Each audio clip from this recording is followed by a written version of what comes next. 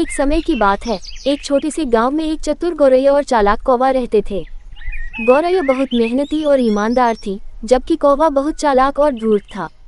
दोनों पड़ोसी थे और अक्सर साथ साथ भोजन की तलाश में जाते थे।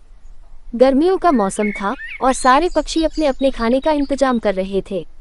गौरैया ने मेहनत से अनाज के दाने जमा किए और अपने घोंसले में रख दिए।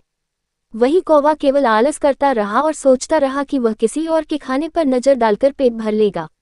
एक दिन कौवा गौरैया के घोंसले के पास आया और देखा कि घोंसला अनाज से भरा हुआ है। उसकी आंखों में लालच झलकने लगा।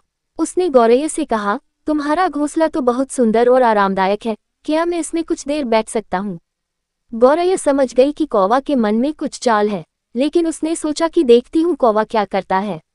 उसने कहा, ठीक है, तुम थोड़ी देर यहाँ बैठ सकते हो, लेकिन याद रखना, यह मेरा घोंसला है और अनाज भी मेरा है। कौवा जैसे ही घोंसले में बैठा, वह अनाज खाने के बारे में सोचने लगा। उसने धीरे से एक दाना उठाया और खाने की कोशिश की। तभी गौरैया ने तेज आवाज में कहा, अरे, यह क्या कर रहे हो? तुम मेरे अनाज को क्यों चुरा रहे हो? कौवा घबरा गया और कहने लगा, नहीं नहीं, मैं तो बस देख रहा था कि ये अनाज कितने अच्छे हैं। गौरैया ने हंसते हुए कहा, मुझे पता है तुम क्या करने की कोशिश कर रहे हो। मेहनत से कमाया हुआ अनाज ही असली होता है, चोरी से कभी सच्ची खुशी नहीं मिलती। कौवा शर्मिंदा हुआ और चुपचाप वहां से उड़ गया। उसने तय किया कि अब वह कभी भी किसी और के मेहनत के फल पर नजर नहीं डालेगा। उस दिन से कौवा भी मेहनत करने लगा और गौरैया के साथ मिलकर अपना खाना जुटाने लगा। दोनों अब सच्चे दोस्त बन गए और खुशहाल जीवन बिताने लगे।